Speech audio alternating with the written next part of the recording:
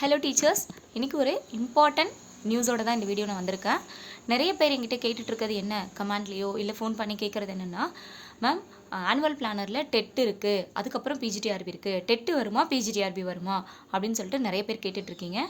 சில வெப்சைட்டில் சில யூடியூப் சேனல்ஸ்லாம் பிஜிடிஆர்பி தான் வரப்போகுதுங்கிற மாதிரி ஒரு ராங் இன்ஃபர்மேஷனை ஸ்ப்ரெட் பண்ணிகிட்ருக்காங்க.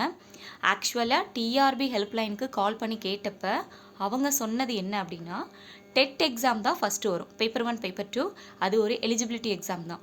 ஸோ ஃபர்ஸ்ட் அதுக்கான ப்ராசஸ் தான் போயிட்டுருக்கு. பிஜிடிஆர்பி டெட்டுக்கு அப்புறம் தான் அப்படின்னு அவங்க சொல்லியிருக்காங்க. ஸோ யாரெல்லாம் பிஜிக்கு ப்ரிப்பேர் பண்ணிகிட்ருக்கீங்களோ அவங்கெல்லாம் பயப்படாமல் உங்களுடைய ஸ்டடி பிளானை வந்து ஸ்ட்ரென்தன் பண்ணுங்கள். அதுக்குன்னு ஒரு ஷெடியூல் போட்டு அதை நோக்கி நீங்கள் ஓடுங்க, ஓகேங்களா? இதே டெட்டுக்கு யாரெல்லாம் ப்ரிப்பேர் பண்ணிகிட்ருக்கீங்களோ பேப்பர் 1 பேப்பர் 2 உங்களோட ஸ்டடீஸை இன்னும் கொஞ்சம் எஃபிஷியண்ட்டாக ப்ரிப்பேர் பண்ணுங்கள். பிகாஸ் இந்த ஆகஸ்ட்லேயே உங்களுக்கு நோட்டிஃபிகேஷன் வரதா சொல்லியிருக்காங்க.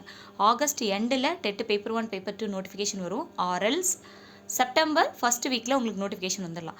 இந்த மந்த்லேயே கூட வந்துடும். ஆர்எல்ஸ் தள்ளி போச்சுன்னா நெக்ஸ்ட் மந்த்லேயாவது வந்துடும், ஓகேங்களா?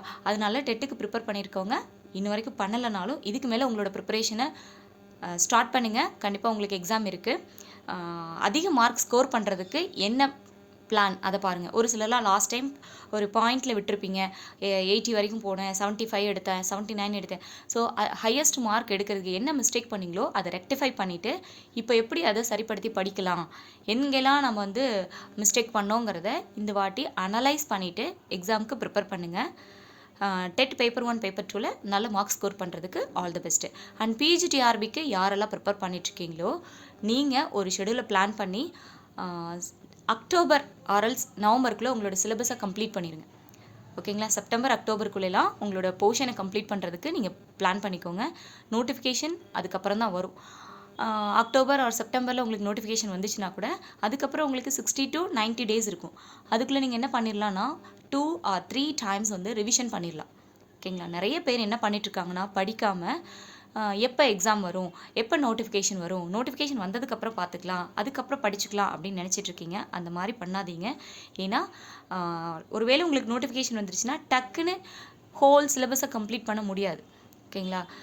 எப்போ எக்ஸாம் வரும்னு கொஷின் நீங்கள் யார்கிட்டயாவது கேட்குறீங்க, இல்லை இந்த மந்த்து நோட்டிஃபிகேஷன் வருமா, இல்லை மேம் சீக்கிரமாக வந்துடுமா, இல்லை லேட் ஆகுமா, அடுத்த வருஷம் தான் எக்ஸாமா அப்படின்னு நிறைய கொஷின்ஸ் வந்து கேட்டுகிட்டே இருக்கீங்க. அதுக்கு முன்னாடி உங்களை நீங்களே ஒரு கொஷின் கேட்டுக்கோங்க. போர்டு என்றைக்கு வேணால் எக்ஸாம் வைக்க ரெடி. இன்றைக்கி நோட்டிஃபிகேஷன் விட்டு நாளைக்கு எக்ஸாம் வைக்கிறதுனா கூட டிஆர்பி போர்டு ரெடி. அப்போது நீங்கள் அந்த எக்ஸாமுக்கு தயாராக, நீங்கள் மேஜரில் 10 யூனிட்ஸ் இருக்குது, அதை கம்ப்ளீட் பண்ணிட்டீங்களா? சைக்காலஜியில் 8 யூனிட்ஸ் இருக்குது, அதை கம்ப்ளீட் பண்ணிட்டீங்களா? ஜிகே 10 மார்க்ஸ்க்கு இருக்குது, அதை கம்ப்ளீட் பண்ணிட்டீங்களா? தமிழ் எலிஜிபிலிட்டி இருக்குது, அதை கம்ப்ளீட் பண்ணிட்டீங்களா அப்படின்னு உங்களை நீங்களே ஒரு கொஷின் கேட்டுக்கோங்க.